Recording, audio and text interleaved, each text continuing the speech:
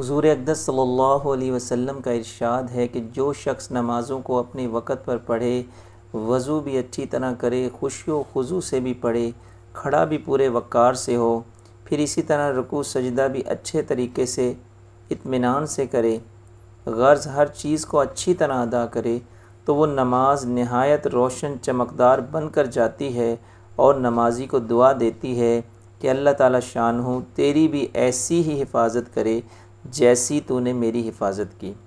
और जो शख्स नमाज को बुरी तरह पढ़े, वक्त को भी टाल दे, वज़ू भी अच्छी तरह ना करे, रकू सजदा भी अच्छी तरह ना करे, तो वो नमाज बुरी सूरत से स्याह रंग में बद्दुआ देती हुई जाती है कि अल्लाह ताला तुझे भी ऐसा ही बर्बाद करे जैसा तूने मुझे ज़ाया किया।